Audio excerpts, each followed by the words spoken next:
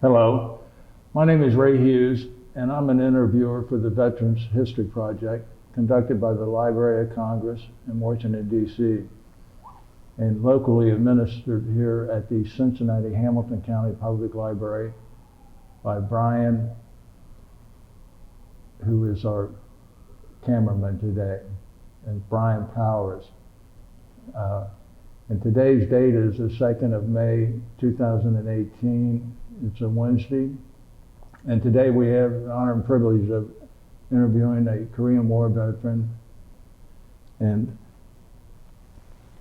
Pleasure to meet you. Edward W. Whitehead. Correct. Is it okay just to call you Ed? Call me Ed. Okay. Yes. It's not all white, but I'm working on it. That's right.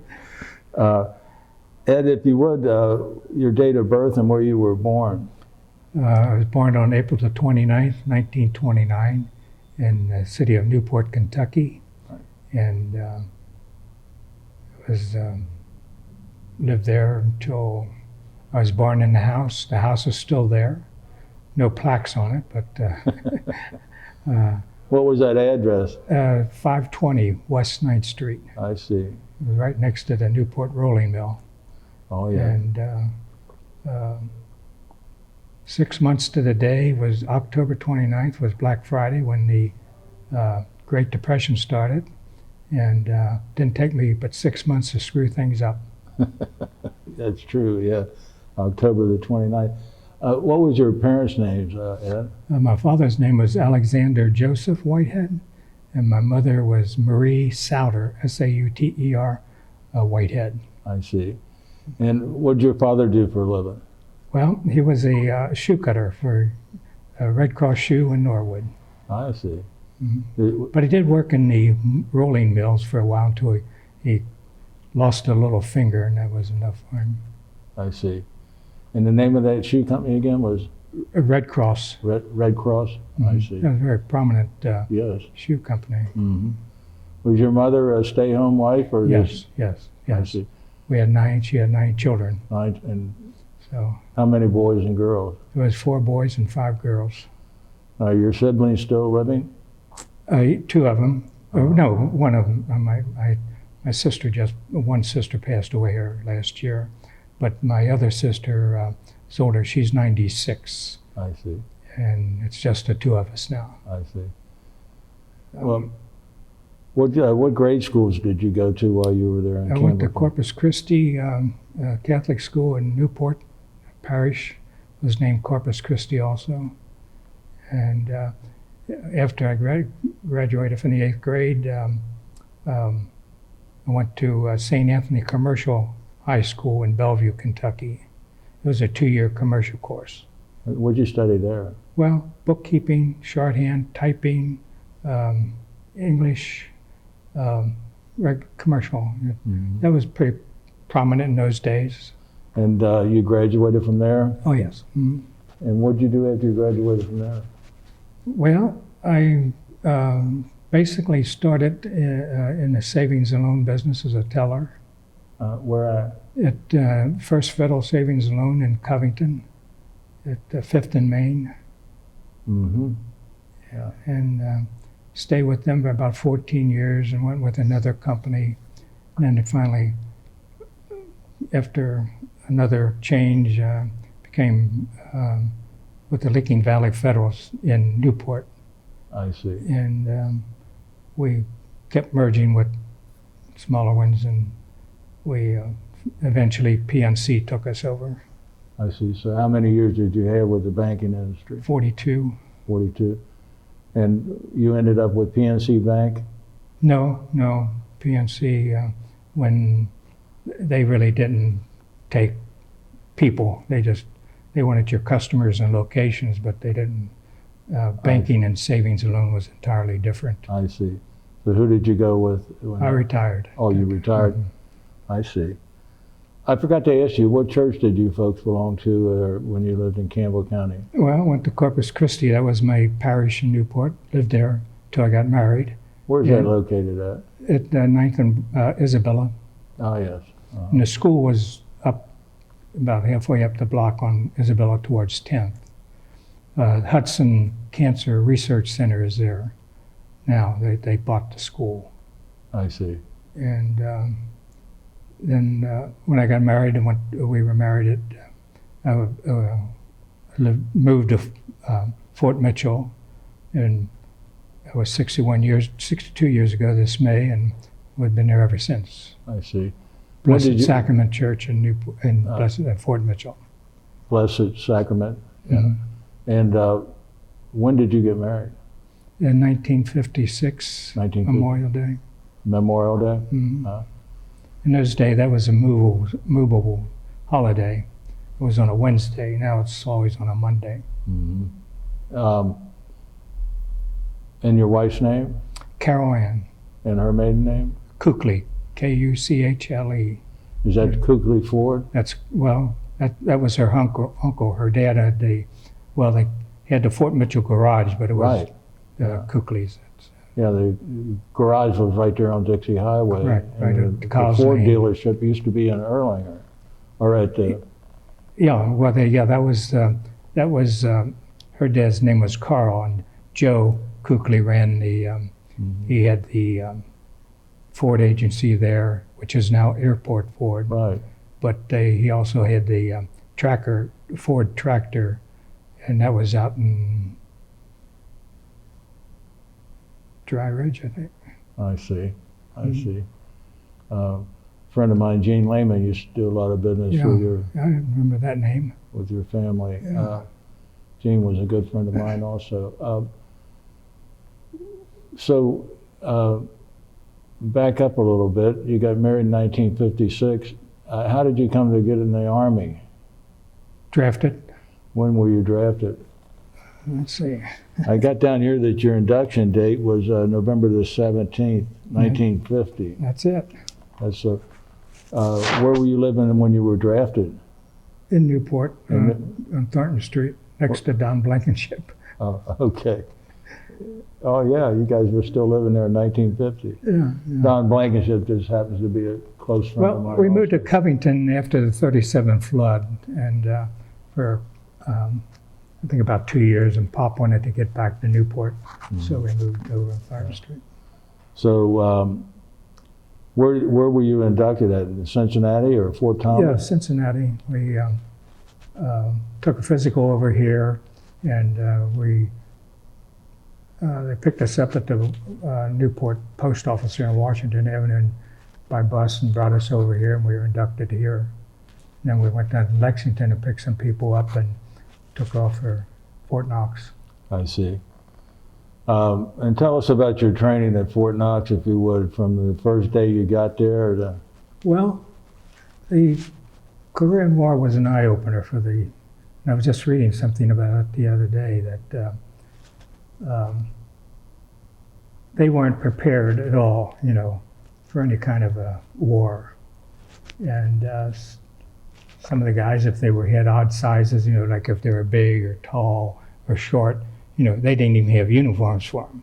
So it took them several days to, in the company that we went into, I think I don't know if we were almost the first ones to reactivate that area. I mean, it was a cold winter. In fact, that's the year they had a blizzard up here, and they'd line you up and ask for volunteers to go down to, not volunteers, to take you down to the coal yard, and they had to bust the coal loose, and bring it back in a truck and heat the barracks. It was pretty primitive. I mean, Well, the Korean War actually started June the 25th, 1950, and you're one of the first guys to be drafted in November. So. Yeah, I remember it very well. On that Sunday, I served Mass at 10:30 at Corpus Christi. Came home, my routine would be to go down to Weinz's drugstore and get the Enquirer, and open it up. It says, North Korea invades South Korea. And that didn't mean anything to me. I didn't even know what Korea was, Mm-hmm. But I found out November the 17th, and and it was was pretty nice weather when we first went in, but it turned cold about a week later on Thanksgiving Day. In fact, I'll never forget that Thanksgiving Day for two reasons. One, we ate at a consolidated mess where I got some bad food, and the other was that started to snow about 3 o'clock in the afternoon, and about 7 o'clock there was about an inch or two of snow on the ground. And but training,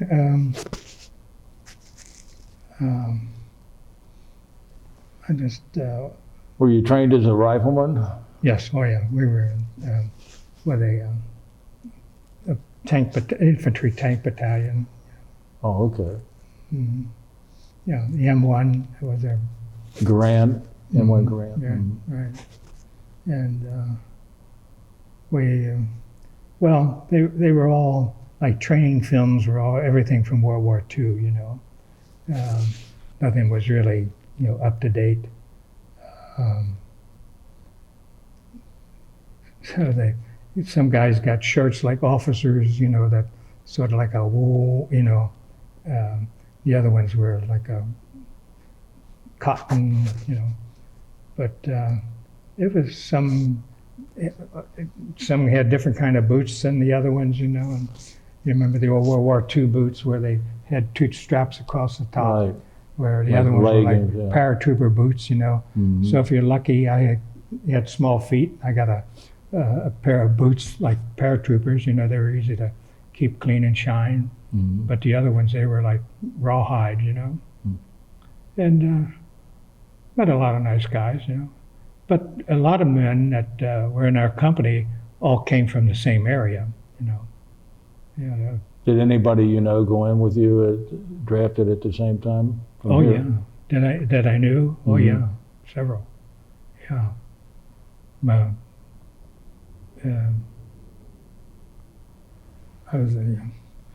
we had a organization called the Catholic Orders of Foresters, and there are quite a few. That took over the entire, northern Kentucky area, and a lot of the fellows that I, knew from the organization were drafted along with me. What was your education at the time you were drafted? I had graduated from commercial high school. Okay. Mhm. Yeah, I was working at the First Federal. I see. Mm. The I think one thing about the First Federal, what they did for me and another fellow that were drafted, they gave us a half a month's salary for every day, while we were in the service. They put it in a savings account for us. for every Every month, you got half of your salary put into a savings account for you. oh, I've never wow. heard of that I before. never heard of that before either in Yeah. any of our interviews. Well, it was like a big family. We enjoyed working there. Did you think while you're going through basic training that you're going to be on the side of a tank or in a tank or? No, we really didn't do it. It was basically infantry training. Okay. And I don't know if you're familiar with Fort Knox. You have to walk out and hike out to the firing range and then walk back. And they always had like a good steep hill that you had. They would call it Cardiac Ridge or something like that, But it was cold, and I know today you go out on the firing range, and you were so cold you just got out and you didn't care if you hit anything, but you always wound up able to, you qualified, Yeah. whether you hit the side of the hill or hit the Right. target. Mhm. So,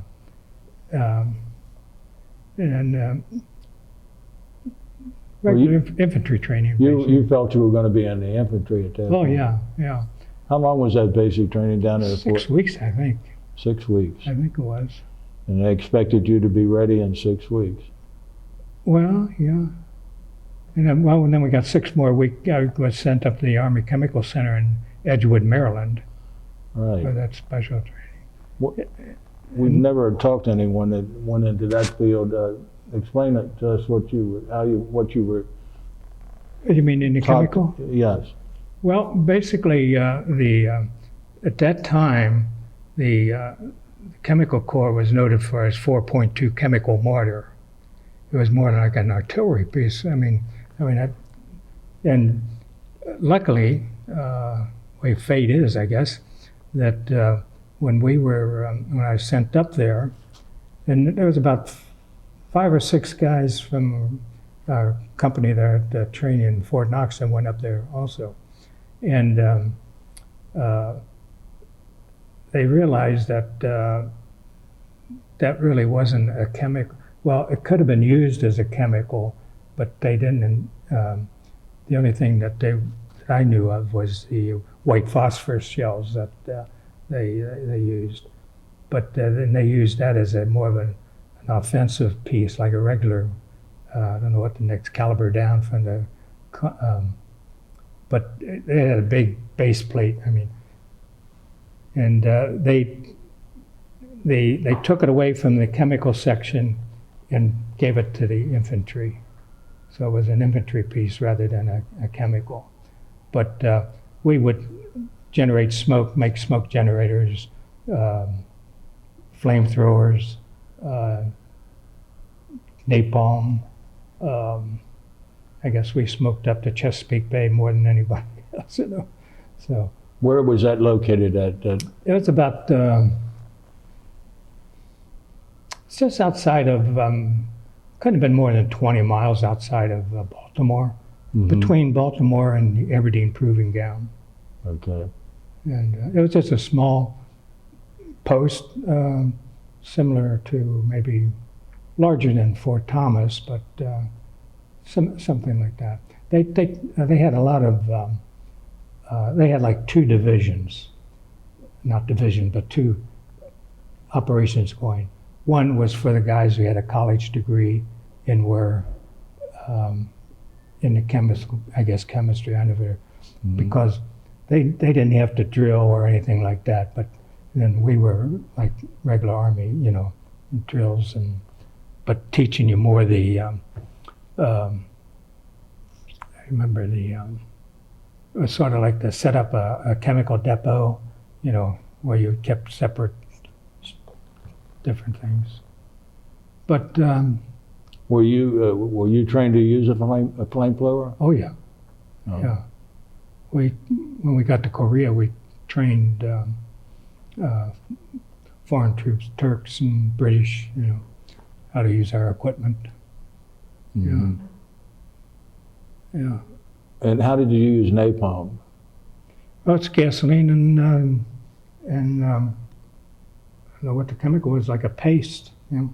And you mixed it in there was a truck, napalm truck, and mixed the napalm and gas, and then you had to pressurize the tanks. They had a cylinder on the end there, you know, it was two triggers. You pulled the one that lit the napalm up, and then you put the one to ignite it, and then it would, you know, wow. So that's what a flamethrower was used, was napalm. Is that Yes. correct? Yeah. And they also had with tanks. We'd supply the tank battalion. I've been trying to find out anything about that. They called it the triple nickel, the 555th, and we supplied them with napalm, or for their flamethrowing tanks. I had some pictures. I should have brought those along. Do you did you have any? How were the drill instructors at Fort Knox? Were they like you see in the movies, or No. No. They were a joke. They're about maybe one class ahead of us. No. That's how ill prepared we were for the Korean War. Oh, it was. Some of the, I don't want to say it, but some of the old hard veterans, I mean, they liked their booze a little bit, you know. And so but the company commander, he was a good guy. Some of the officers, but you really didn't have too much personal contact with any of them outside of the, you know, like you say, the drill instructors. You know. And you lived in the old wooden barracks? Oh yeah. 2-story? Yeah. My wife and I went up to Baltimore one time and went out to the Army Chemical Center to see expecting all these wooden barracks, you know. There was one wooden barracks and everything else was concrete. The only thing that was left there was the parade ground and the theater, but it wasn't a theater anymore. They turned it into offices.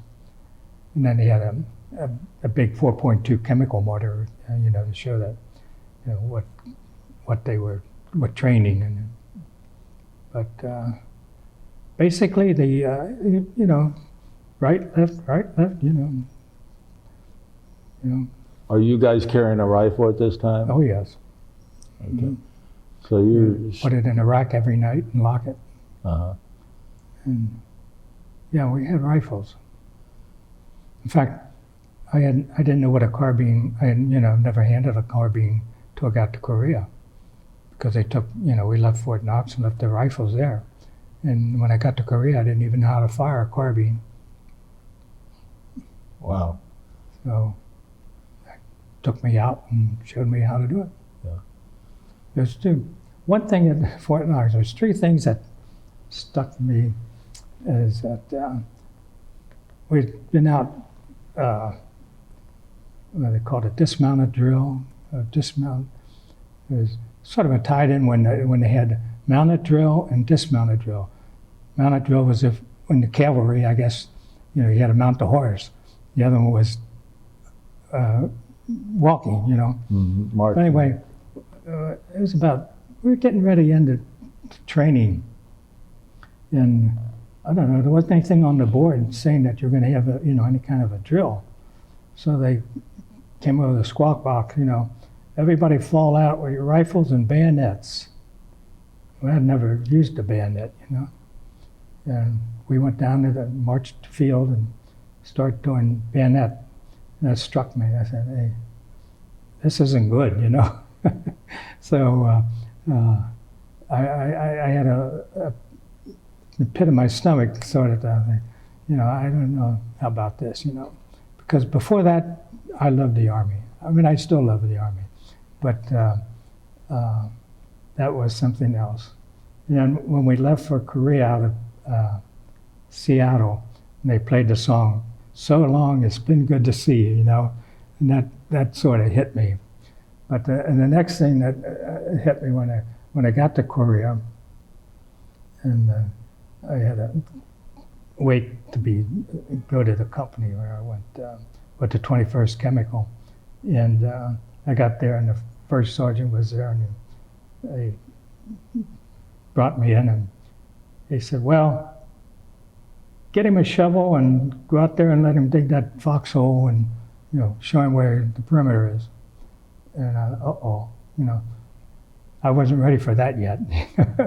But the guy said, "Oh, so and so just left. He can use his foxhole." So I said, "Okay." I got there. There's a lot of paper and stuff in there, but there were certain things stick in your mind that it got to be serious, you know. The more I got in there. When did you arrive in Korea? Korea, I think it was in July the 4th of '51. Okay. Mm-hmm.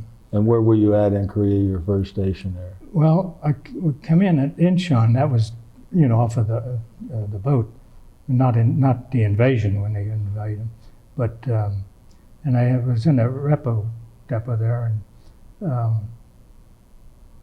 they never did come down to pick me up. You know, I was there about a week. You know, I guess it was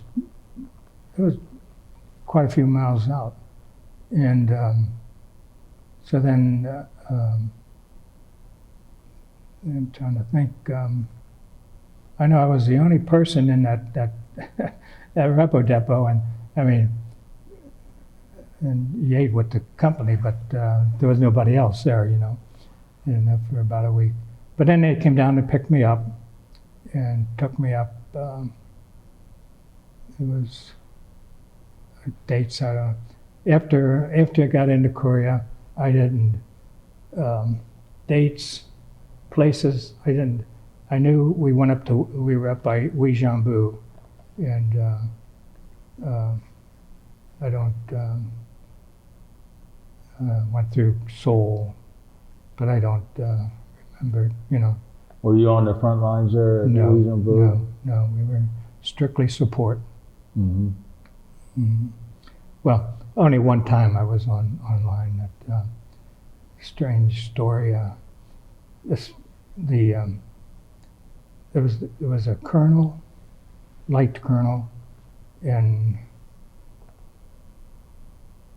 two captains, about 4 or 5 enlisted men in the chemical section. And when I first went there, we were, well, that was when I was with the 25th. This is with the 25th.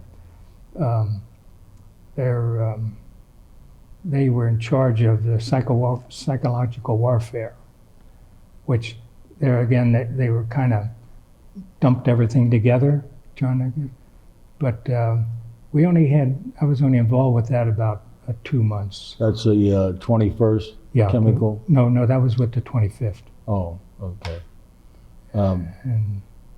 But the 21st, you were in the 21st to begin with, though. Is that correct? yeah, that was a big, and that was right up. That was support. I can remember, you could see the artillery flashes in the sky, but we had to, carry our arms, helmets all the time. It was in the.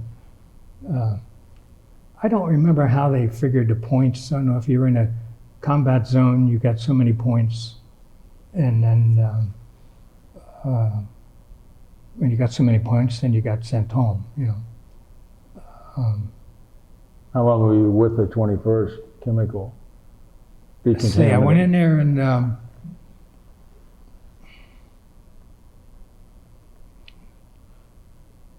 it was in August or July. I had to go to I had a bad hernia, and they operated on me in Tokyo, and then I came out. And that was about 2 weeks, and I was shipped to Korea. Seems like it was in the summer. It was warm. I remember that. Mm-hmm. And we went over on a troop ship, and we landed at Yokohama, and then I went into Tokyo for the operation, and then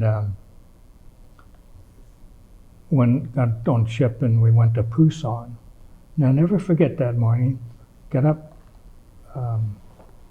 went out on deck, and it was the most beautiful thing you ever saw in your life. It was purple. Everything was purple. The water, the ships, the buildings. It was, I guess, the way the sun came up or whatever.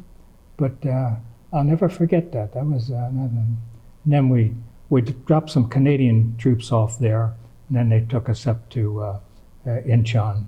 We went into Incheon, and then I went with the 21st,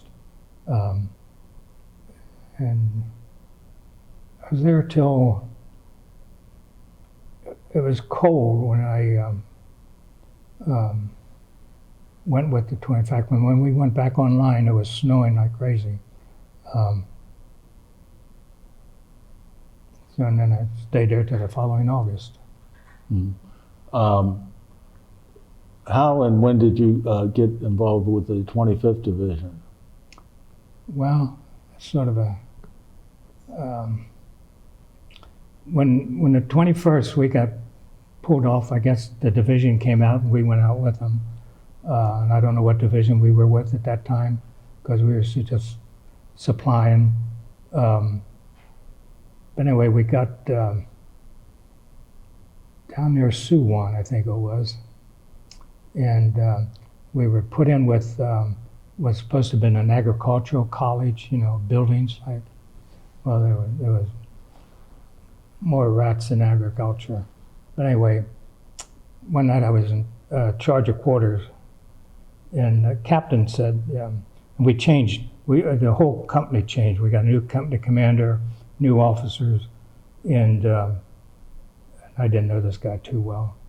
And he said, whatever you do, he said, let me know if you get a phone call, let me know who's calling. Okay with me. Anyway, I'm down there. The phone rings, and I said, "Who's calling?" And this guy, he climbed all over me. He said, "Who in the hell told you to ask who's calling?" And I said, "Well, the company commander." And he said, "You get that?" And he was up there probably shacking up with some tomato because we had just come offline and he didn't want to be bothered. So after that, I didn't set too well with him because he got reamed out pretty good from this, whoever he was, probably a colonel or something. And anyway, about 2 weeks later, I was transferred to the 25th. Okay. But he, When you were with the 21st, did you see any of the communist Chinese? No. No. no, nor did I see him with the 25th. I see. What, before we go on to your experience with the 25th, what was the feeling of the troops there? Because initially, I guess we were pushed all the way back to Pusan, and then they had the Incheon invasion. Yeah. Um, Yeah. Well, the 25th, from what they were used when the breakout. Give me that question again. I was wondering what the attitude of the troops were. Were they? Well, most of them were draftees. They just took it like, this is my job. It's like, on the outside, you didn't. There wasn't very much of any that I knew of or got involved with any political discussion. Why are we here? Or Okay.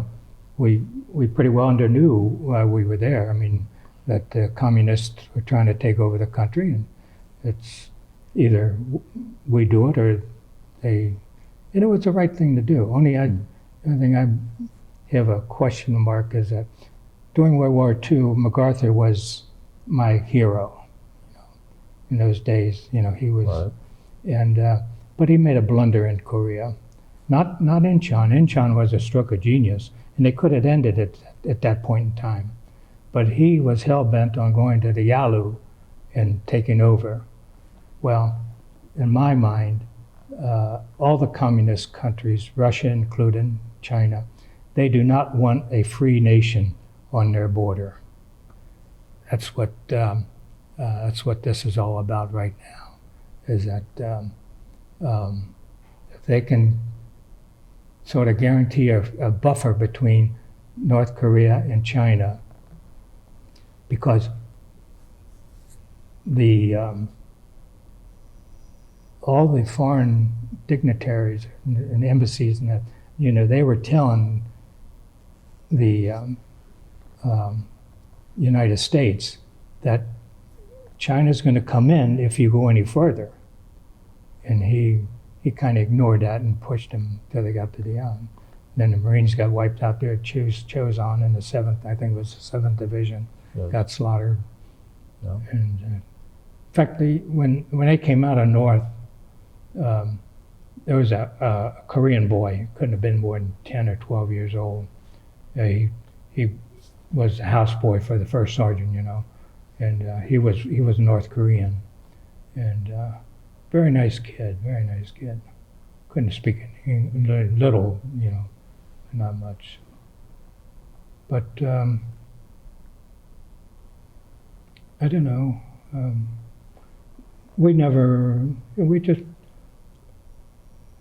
You were doing your daily work and doing the things, and we didn't really, No political. no political, no. Were you there in Korea when MacArthur was relieved? I don't know. I can say you didn't, you didn't get any newspapers.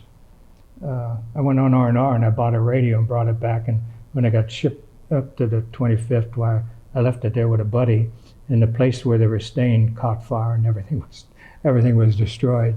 So Where did you go on R&R to? Tommy, Japan. No, not Tommy. We went to Yokohama. Yokohama. How long did you have there? A week. A week. Mhm. I see. And then what did you do? Go back to Korea? Mm-hmm. And is that about when you were assigned to the 25th? Mm-hmm. We had. Where were you at with the 25th? Oh, I couldn't tell you. Mhm. I mean, all mountains, you know. Right. No, there weren't any cities. I mean, or even villages that. I never, you know, I didn't And what were your duties? know anything about the country, and I really didn't. Yeah. What were your duties with the 25th? Working up for the training for the foreign troops. I say foreign, the British were there, and the Turks were right alongside of us. They were tough. Not Did you have any black troops there? Yes, well, not troops. You mean like from a foreign country, black or, Yes. or American? Well, both. Oh yeah, we had. Well, in our section there wasn't, but when I left, a next replacement for me was a black man. Mm-hmm. But you had troops there from Turkey and Yeah, Britain. Britain. And what were you doing with them? Training them? Training. Well, give them gas mask training, tear gas. How you run them through, and then at the end you make them take their mask off, and they would get a whiff of that tear gas, and they weren't happy campers about that. But a story, not a story. It's the colonel that was in charge of our section. He was an old. Actually, he came up through the ranks, through the 3C camps, and he was up in that age, and a smart man. And I can't remember his name anymore. And there's another that he had a replacement come in, and I think his name was Fishback. I think I don't know which one's name was Fishback, Mm-hmm. but anyway, he was to leave. Well, we had trained the Turks about with tear gas, about using gas masks, about maybe 2 weeks earlier. And I came back from Chow, so I lay down on my bunk, and which was a cot really, and phone rang, and I answered the phone and said he wanted to talk to the colonel. Well, the colonel was going to leave the very next day, but his replacement was in, and I said, well, yeah, hold on. I went up to the colonel's tent, got him, and he came down, and well, he said, we got a problem in the Turkey section. Said they think they've got gassed, and so the two colonels and Sergeant Gerber, he was going to go away with the colonel. He was going to be made a chief chemical officer of FECOM, Far East Command, and he was going to leave the next day, and we went up. It was light when we started out. By the time we got to the Turkish section, it was getting dark, and we had to go up this mountain. It was online, and he starts up the mountain. He starts getting chest pains, and I thought, heart attack. And so the other colonel and George went ahead, and we waited there until, I guess, maybe about half an hour, and the pains let up, and he wanted to go on up. And well, it was so dark. I mean, you had to stay on mountain path there because they had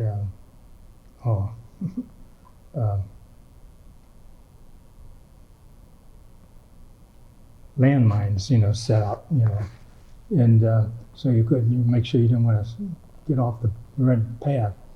And so we finally got up the top and the bunkers, and we didn't, there's a whole line of bunkers on this ridge, and didn't know where, So I called out to George, and then we finally, but what they came to conclusion, and I would agree, that probably the Chinese had fired in some phosphor shells, which lost, smoke, and they having that previous training, because they weren't too happy because they didn't have any gas mask, No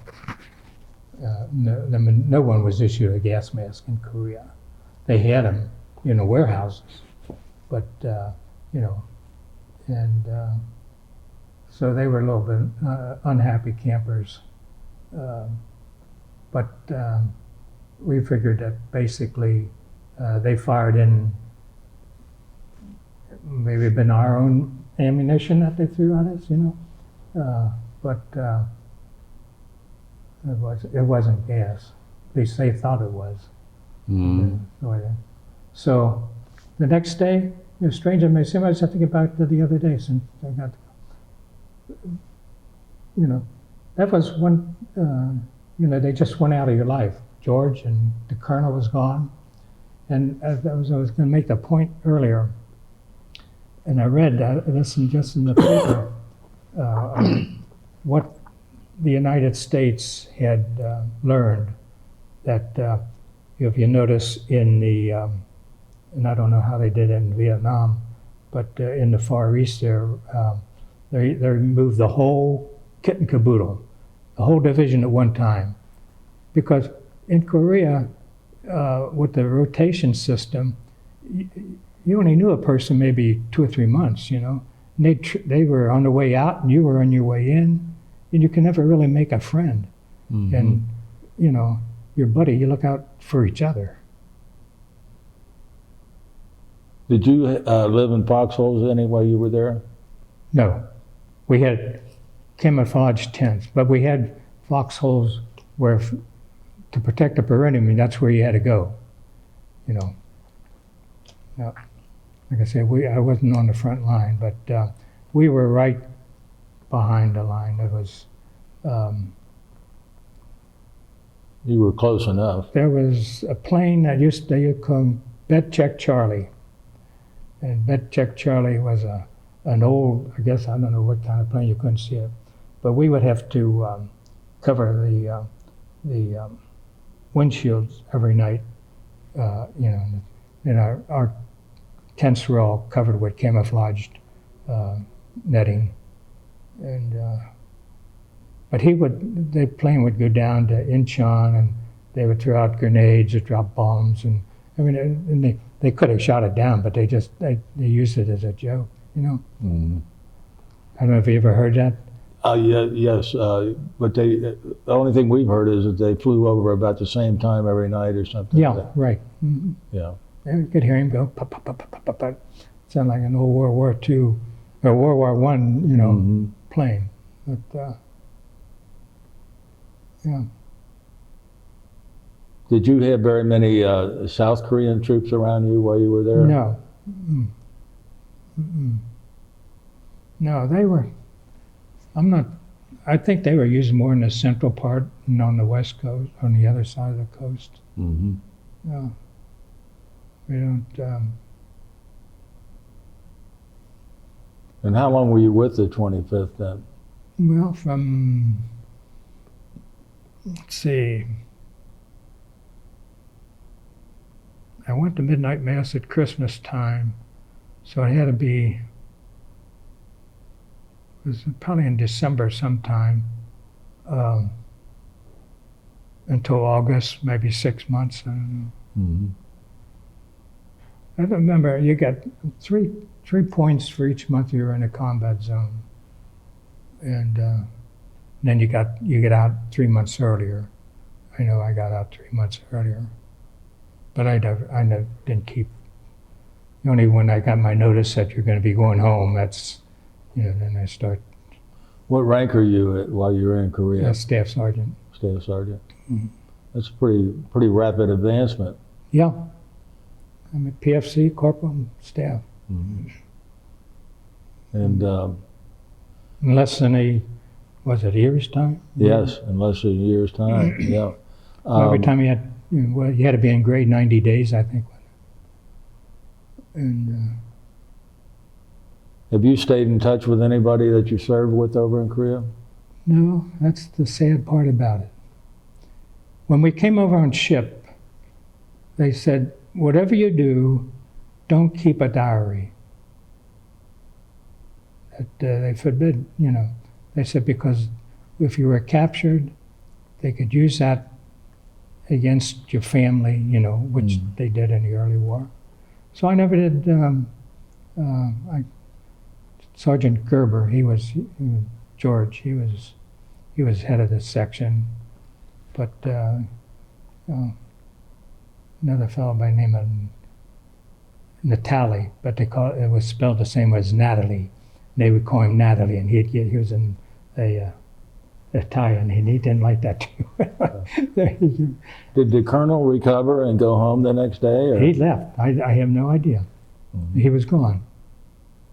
Mm-hmm. And that's the sad part about it, that didn't say, we're able to say goodbye or whatever. I mean, He was already. And George, Sergeant Gerber, he was taking him with him. So they were very close. They were. Yeah. He was just a young guy, about 17, 18 years old. He had been wounded. He was with the Wolfhounds, and he wanted to get back with the Wolfhounds, and they wouldn't put him back, so they put him in the chemical section. Well, the Wolfhounds were the 104th, weren't they? 27th. Yes, I'm sorry, the 27th, that's right, yeah. And he, I lost my train of thought. He wanted to get back with him, you said. Yeah, but they wouldn't allow him because he had been wounded once. And so but he was a heck of a guy. He built, a young guy, but he was built like a tackle on a football team, He lived in California with his aunt, but prior to that he came from Detroit. And one night he gave me an envelope, and he said, if I don't come back, if I'm not here in the morning, I want you to give this to the colonel. And I said, well, George, I can't do that. And he said, well, I said, what are you going to do? And he said, well, he was working with it. He told me this, and how true it is, I don't know, that he was working with the CIA, that they would take spies through the line and pick up the other spies that had been in there, come out. And I said, well,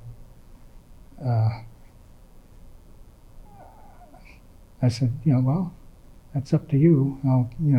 I'll give it to, if you're not here tomorrow, I'll give him to, now whether that, but it was a strange story. Mm-hmm. And, but he was tough. And he liked photography. He had a camera, he carried that camera with him all the time. But,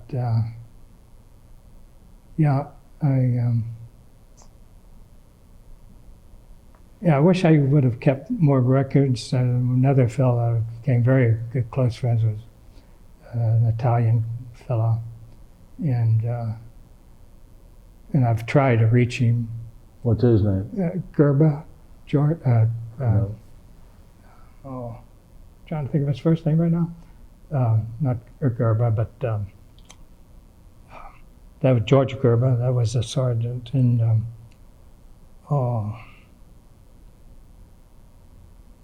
Gelati, Jim Gelati, and Gelati. And I don't know how I don't know. I looked in the phone book, came to the library here and looked up, he lived in Philadelphia. And I looked it up, and it was a James Gelati. And I called the woman, and she answered the phone, and I said, was your husband in the Army? Yeah, yeah. Now, I got him. But he was in World War II. Oh. And no relation that she knew of. But I don't know if I had his name spelt correctly, or if, but anyway, those are the kind of things I should have written down and didn't, and sorry for. Yeah. So, when is your tour up in Vietnam? In Korea. Well, I came home in August, and I got discharged in August. So you came home in August of 52? Mm-hmm. Mm-hmm. And how did you get home? On ship. Ship? And I don't know the name of the ship I went over, but the one that came back and was called Marine Lynx. And we came into Seattle, and then we boarded a plane. They flew us to Fort Knox. I had $5 in my pocket, and they told you, keep with the group, your responsibility. So I think it was in St. Paul, Minnesota there. We landed, and we get out, and there was an arcade, penny arcade, or, down in the basement of the airport. And I was down in there just goofing off, and I looked around, and all of a sudden, I noticed that a lot of guys had left. So I went up top, and there was a group of soldiers on my left, and I ran down there, and they said, "Oh, they just boarded that plane out there." So I'm running across the air with my duffel bag, running, and luckily they left the stairwell there, and I got up in there. But the guy, they put this man in charge, and he could have cared less. And he said, I'm not calling any names or anything. It's up to you to, So if I would have got left there in Minnesota with $5, I don't know how I would have never gotten home. Anyway, but I got back and went to Fort Knox. And when I got there, I got a notice from the Red Cross that my mother was ill.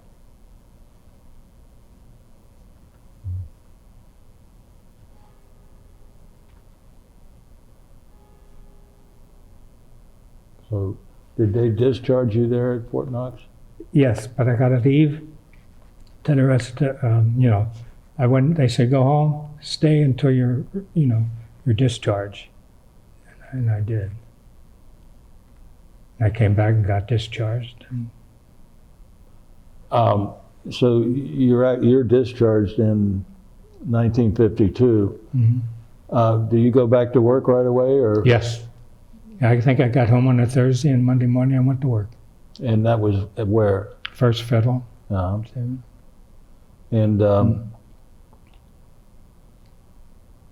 have you have you joined any of the organizations or anything of that nature? Well, the Korean War Veterans Association.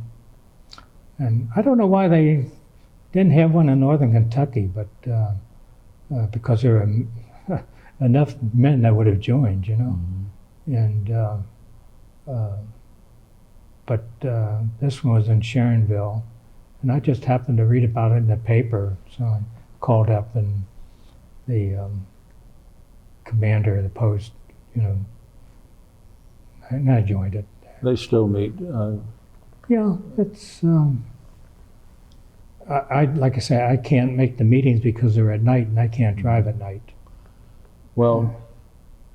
At this point in your life, you've been discharged and you're back to work at First Federal. Have you met your wife by now, or? Oh yes, we worked together before I left. Oh, okay. When did you first meet your wife, and where? At First Federal. Oh, she worked at First Yeah, Federal. she worked at First Federal too. Uh-huh. Yeah, and that was probably, I don't know, ancient history now. So you guys wrote letters during the war? No, we weren't. We weren't emotional, you know, we weren't attached at that time. I see. But she worked there, and I knew who she was, and she knew who I was, but we were not, it was only after I got home is when, you know, we got dating. I see. And how long did you all date? About 5 years, I think. Mm. And you got married on Memorial Day in 1956, I think you said earlier. Right, right. Where did you get married at? At St. Agnes Church in Park Hills. And where was your wife raised? In Park Hills. And what were her parents' names? Carl and Emma Cookley. I see. Mm. And how long after you were married did your wife continue working at the bank? Or Well, at the Savings and Loan, rather. that's another thing that's gone by the board. At First Federal, when you got married, you had to leave. A woman who could not work and be married because they Right. were worried about her getting pregnant. Well, they just, it was sort of a, I worked for a loan company myself oh, is that when I right? got out of the service, and a woman who was susceptible of getting pregnant was not hired. Oh, okay. And No, I think they thought it was just a woman, it was a family, and that's what their so, thinking was, you know. I don't, I mean, today it's a different world. yes, completely. More equitable and But, you know, none of the girls ever challenged it or thought about it. I mean, they were getting married to raise a family. They Right. weren't, you know, Yeah.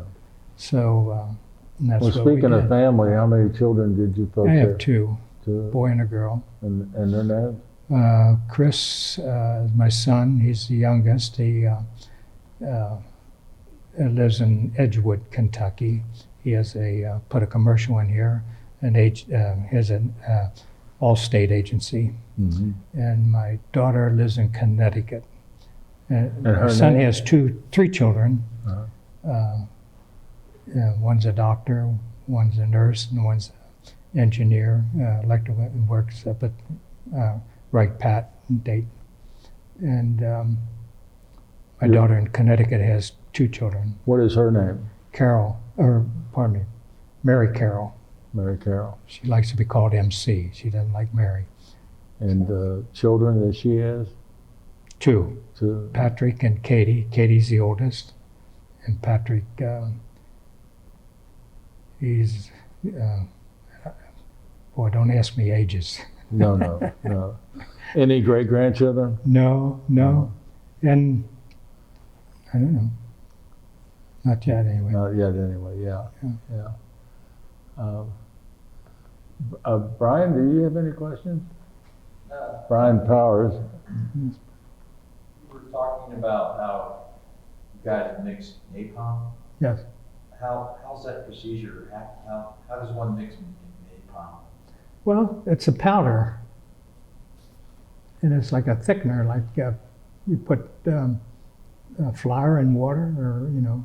So it's like in a bag, like a bag of flour? I think it came in a can. But how would it get mixed? It wasn't like making cement. You don't have a wheelbarrow. No, stir it. well, they had what they call a napalm truck.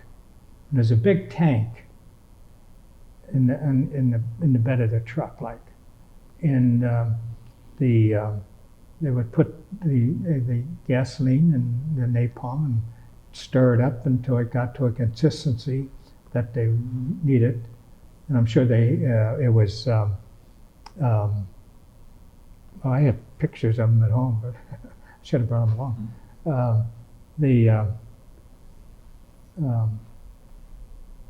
It was like a jelly, almost like it was like a loose jello.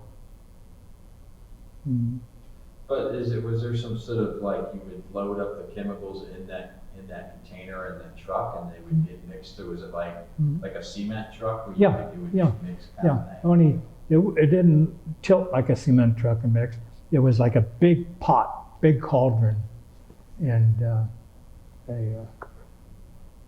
then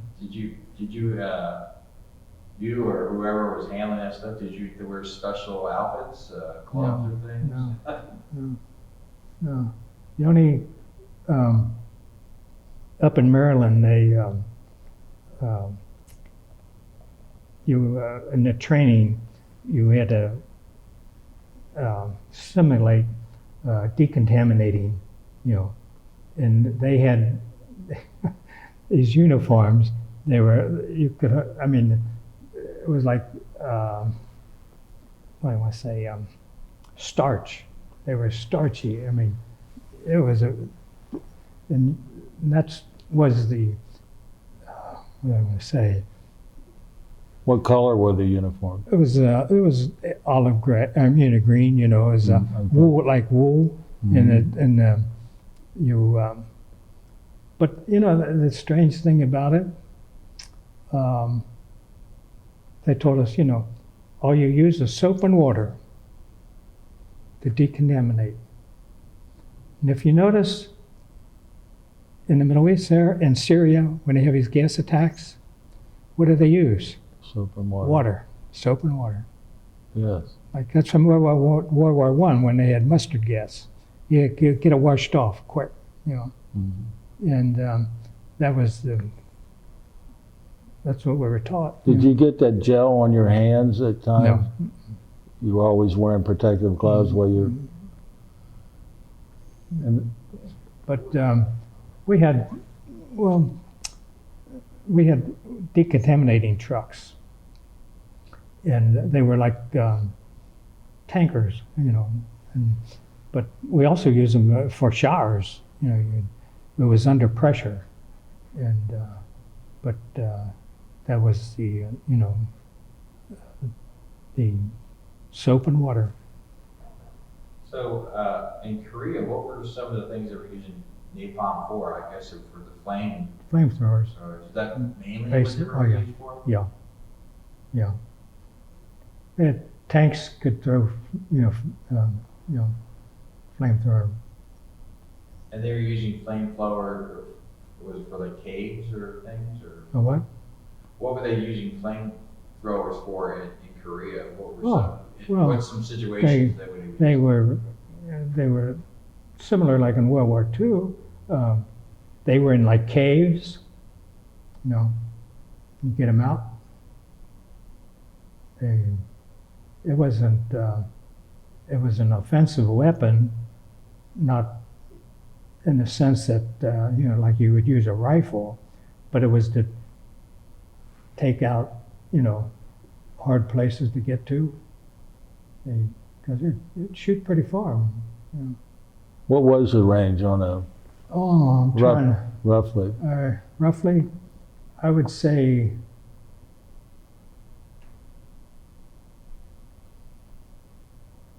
I'm pretty good judging that kind of stuff. Maybe from here to the fence there, maybe further, the outside fence there, maybe further than that, But it would it would sort of go in a straight line, or you could, kind of arc it in. It was. 50 to 75 They didn't use a feet. lot, in Korea as much as they did in jungle warfare and in World War II. Mhm. But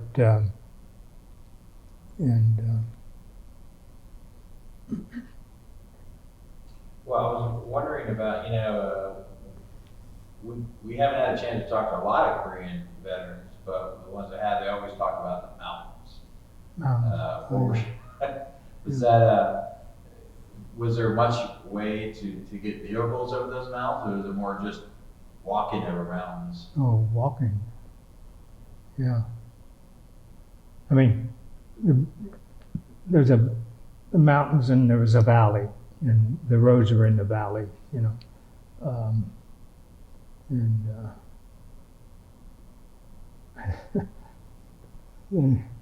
yeah, up at Weijianbu, that was a big valley. I mean, that was, there's a lot of plains there, but the mountains were,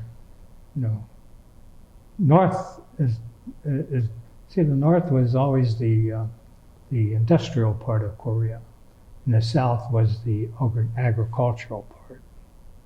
And there's not as many mountains in the south as there is in the north. And Were you operating at any time in North Korea? not that I know of.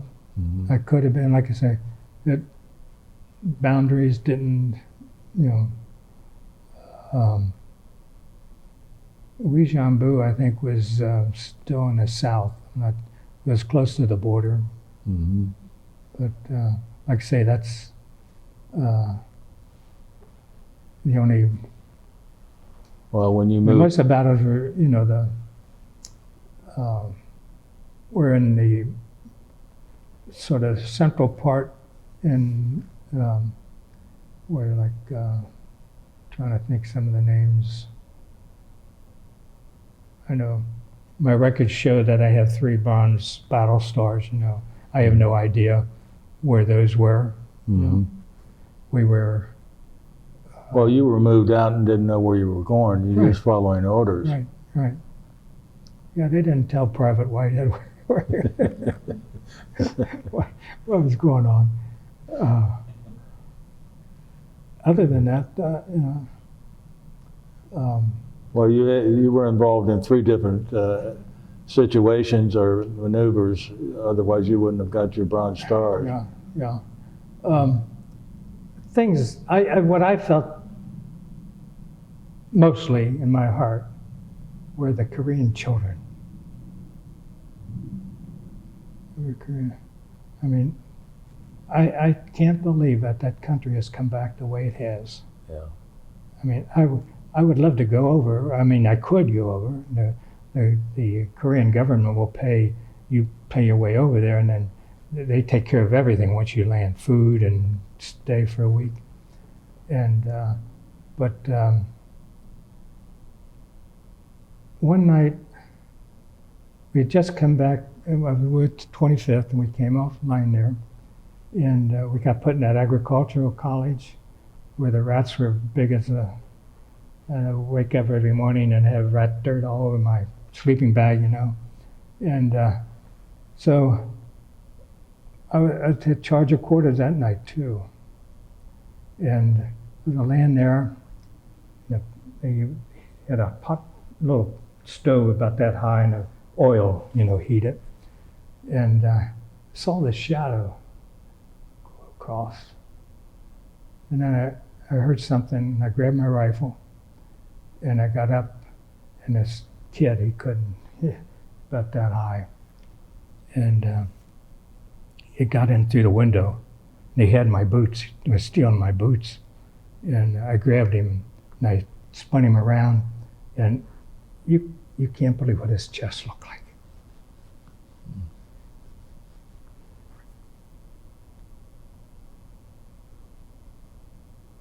Just one big open sore. So I called the guard, and I had to have my boots, but we gave him all the money we had, you know. And I let him go.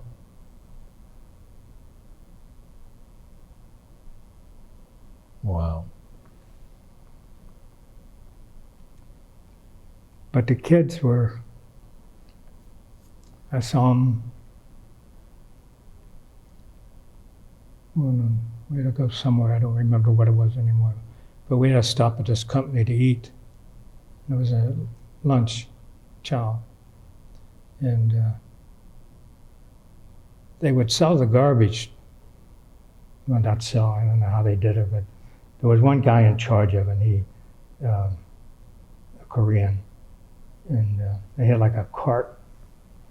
And but these kids on the side, they would run from maybe 40, 50 feet, and they'd take a cup or whatever they had, they'd, you know, scoop down into the garbage. So, well, you know what it is. They have three garbage cans there, or they look like garbage cans, but they had a heater in them. You know, one you scrape your food off in the one, and the next one you did down and take your brush and then the last one we, I guess, had something in there to so you wouldn't get food poisoning. But and these kids would risk, and this guy had a stick, big stick, and they had it worked out where, they would run up and grab a scoop, and he'd chase after him with a stick, and then another one come up and grab him, and that's where they're trying to, get food to eat. I mean, those things stick with you. Mhm. Did you have other encounters with natives of Korea, civilians? And things? No. And coming home, I was just looking at some pictures that I took in Pusan in the rail yard. We're coming down, and these kids were, hair matted and just rags.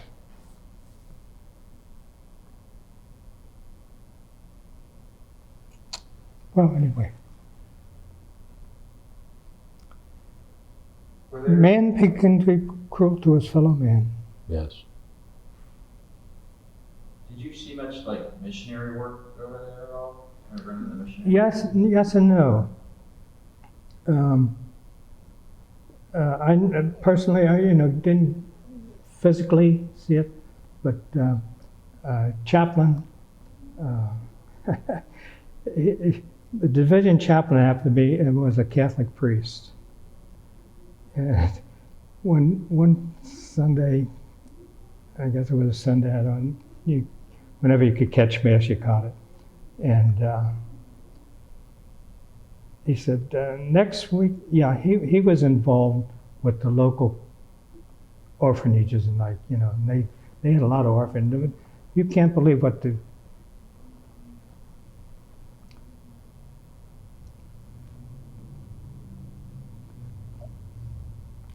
the American soldiers did for people, for these children. They were. And anyway, he said, we're going to have a collection for the orphanage next Sunday. He said, I want to see some real money in that pot. He said, don't give me any of this baloney. He says, well, he says, you can't, I know what you pay when you go on R&R and how much money you waste. He says,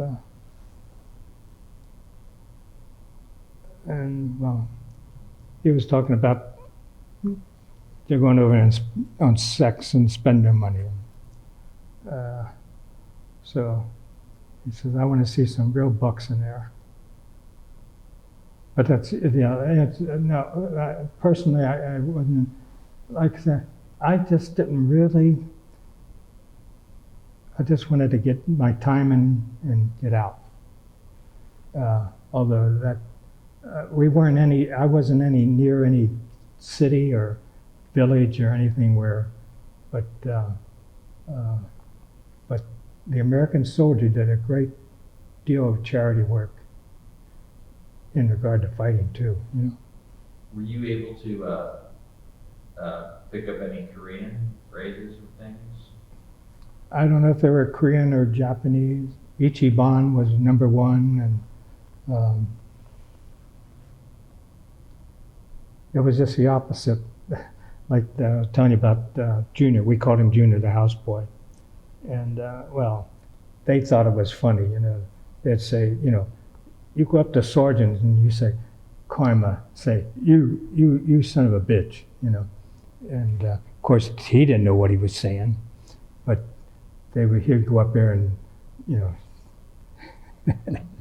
of course, the sergeant knew knew who did it or put him up to it. But that's, that was just a funny thing they did.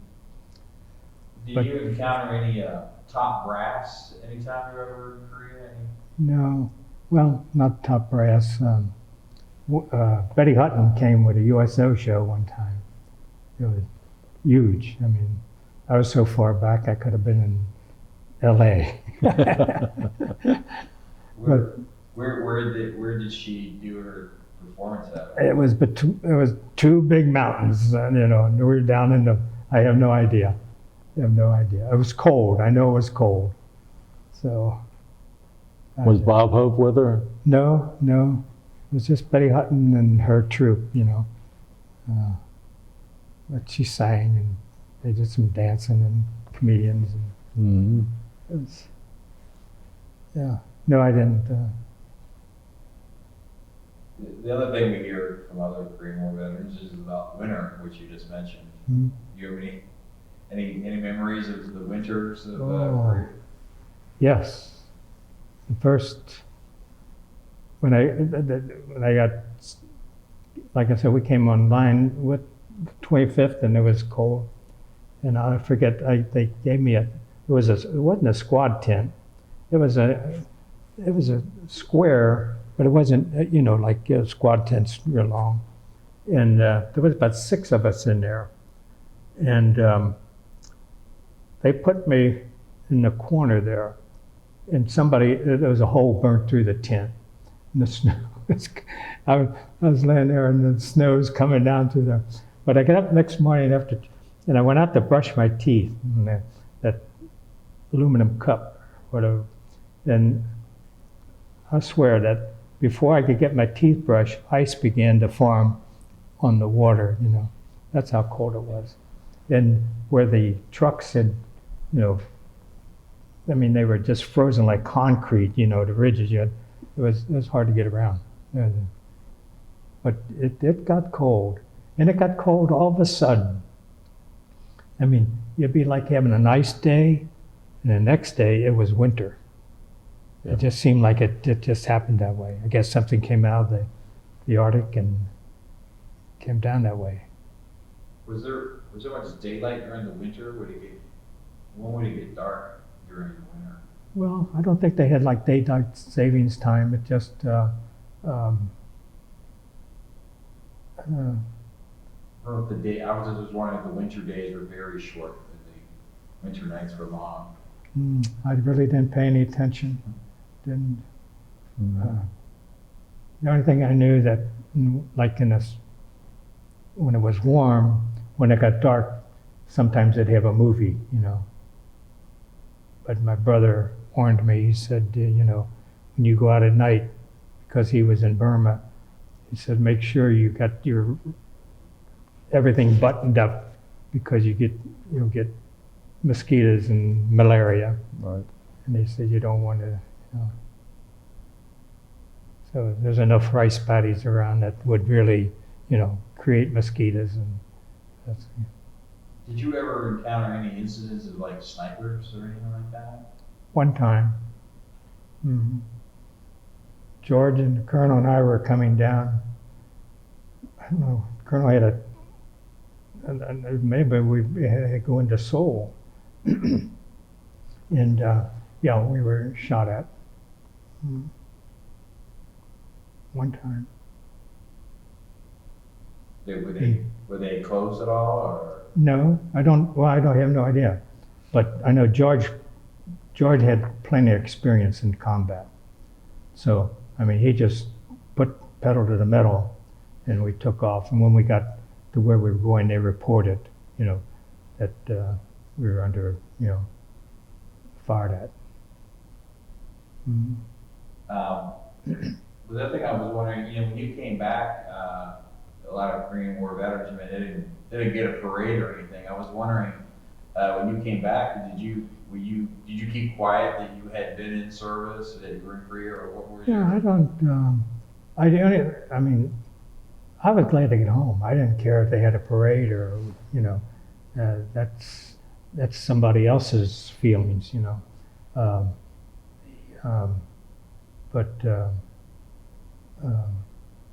No, I mean, like you're saying, we had no animosity because we were there.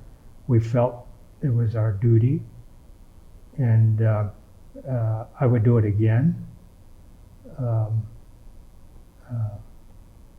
But I'd be a lot smarter. But no, I know. it wasn't like the Vietnam people had to put up with. I mean, and people didn't, well, they were kind of divorced from the war. I mean, I don't know what news they got back home, you know, about the war. The only thing I do remember that before I went into the service, from June when the war started, I used to watch the news at night, and if you all remember, there's a fellow by the name of John Cameron Swayze. And Camel cigarettes. Huh? No, He was sponsored by Camel cigarettes. Camera? I thought it was Timex. Oh, and Timex, you're right, yeah. He always wore a corsage, I mean a flower. And I remember these weren't military signalmen, you know. They were with the networks, and they were covering the war. And I think they were brothers, and I believe maybe they both were killed during the war. But they would take, you know, pictures of the war, you know, going on. And then I guess they flew it to Japan and then flew it to, because television wasn't all that Right.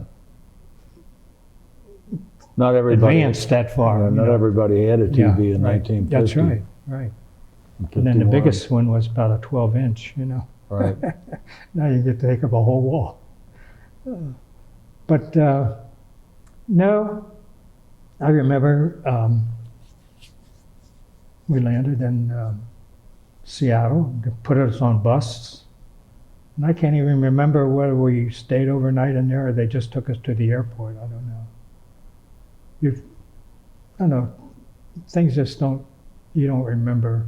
I mean, even, I'm sure everyone has that same, you know, you remember certain things, but you don't remember everything. Have you ever make it to Washington D.C. for the Yes. Civic Green? Yes, I was on the honor flight about 4 years ago. That was really inspiring. I really enjoyed that. And I think everyone did. So we got our welcome, you know, maybe 60 years later, but we probably appreciate it more now than we would have if they did it then. Well, I just have one last question. I mean, right now, you know, May of 2018, Korea is in the news a lot right now. And I was wondering, you must be following that. Oh, What are your yes. thoughts about Very well. Yeah. all that? Yeah. Like I say, I can't believe the Korean people were smart people. And the Korean people, they called it the hermit nation because they didn't like strangers. You read the history of that. I gave a talk at the Memorial Day about 4 or 5 years ago at Highland Cemetery. They have a nice, and I did some research on that. And they really came from Mongolia, and they traveled across, and they settled on the peninsula. They did that because you had to get there by boat. There's only one place, you know, where they could protect the northern part. So the Korean people were very, they were all very cultured people, but they could be mean too, you know. And but I remember reading where they had a cabinet person that was like, I'm trying to think of the word I want to use, like welcoming or not. But anyway, well, you can see what they've done, you know. Was it the Kia and the Hyundai and everything else? They rebuilt, I mean, the skyscrapers, and like I was reading in here or something about where somebody tried to commit an atrocity in the subway in Uijeongbu. Well, I never knew Uijeongbu would have ever had a subway, you know? Uh-huh. Cincinnati can't even get a subway. Oh, that's Here's it. articles. No, no, you know.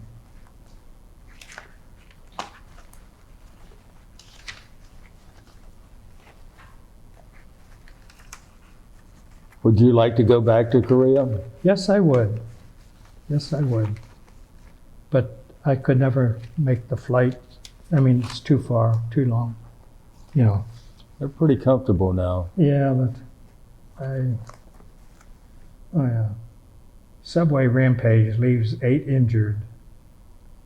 So they have a subway in Guijianbu, which I would have never thought. That's right where you were at. Yeah, because I know when we went through Seoul, there wasn't one brick on top of another. I think the rail station was, still up. But I mean, going through there 2 times, 4 times. I mean, the south and the north coming down through there, Yeah. and we went back, and then the north came back, and then we went back. So can't be too much left. But the Korean people, there was this houseboy. He was really nice. At Christmas time, the first sergeant bought him a real nice jacket he had sent from his wife. And I wrote home to Mom and told her, and she sent some flannel shirts, Oh. and we gave him, and he was out of this world. And he eventually, he had a picture taken and gave it to both the sergeant and I. So, yeah, they were good people. Another thing that really stuck in my mind is that they revered elderly. They're the older people. And I saw they would be in like a serving line. And I don't know what happened, but this older guy and the younger guy got into some kind of a squabble. And this older guy was beating the heck out of this kid, and he'd just stand there, he would take it. Because he was older than him, he wasn't allowed to fight back. And that's, they honored the elderly. We call them papa-sans. They always had a beard and a black hat. And, Mm-hmm. yeah, and they were the head of the house. And those are things that we have should be ashamed of, but I'm not going to mention them here. Some people think just because they're, we'll leave it to that.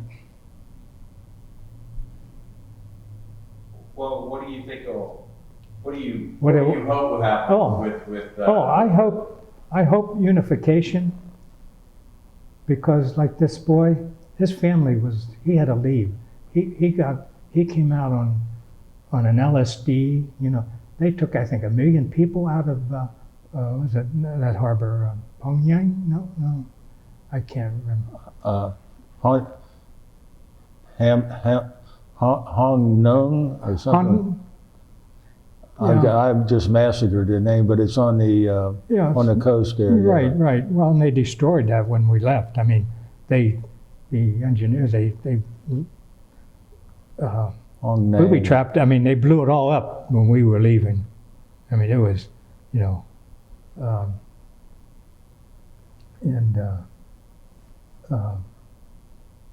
I would hope that unification, because I don't know if it's going to happen, because unless they work out some way, like I say, China does not want a free nation on its borders. Russia does not want free nations on its borders. And that's what about Ukraine and that business. And but I think I'll tell you one thing.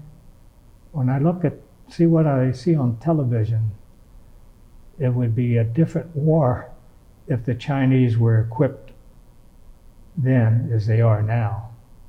I mean, it would be a bloodbath both ways. So I think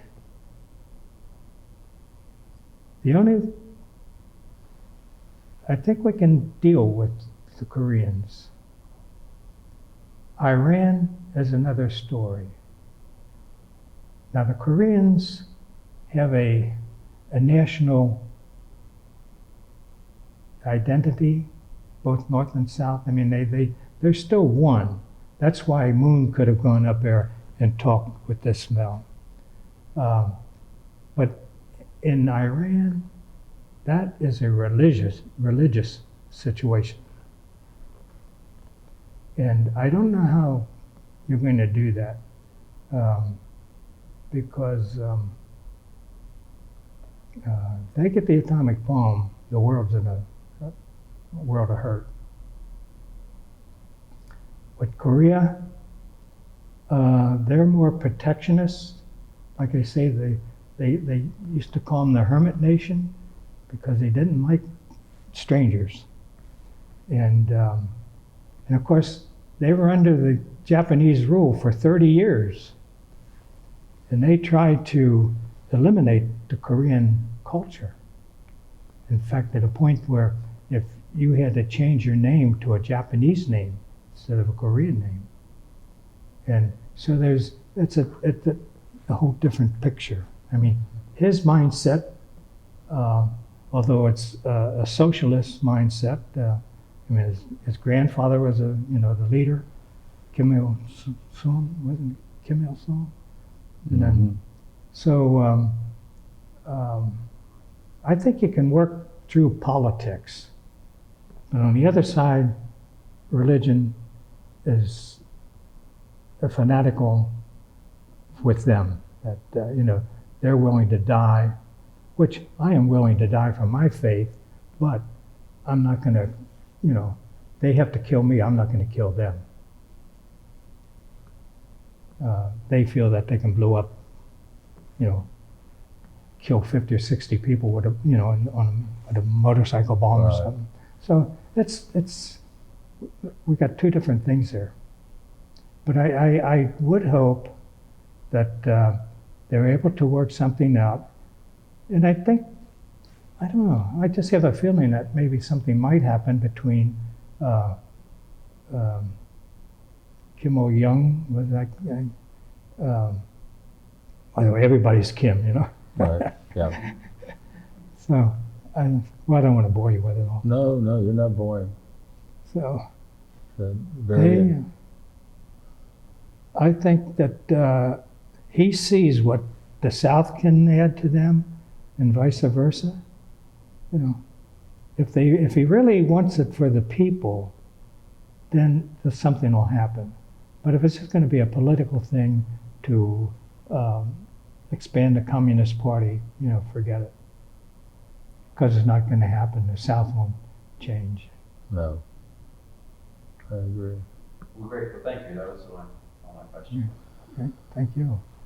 Well, we've come to the end of our interview, and I usually don't say this, but it's a real pleasure to have talks with you. You're a real tribute to our country, and you are. Wow. And I want to thank you. I was drafted. I didn't ask for it. Well, I want to thank you for your service to our Thank country, you. and it's a pleasure to have had this interview with you. Thank you, Ray. Thank you, sir. I appreciate that.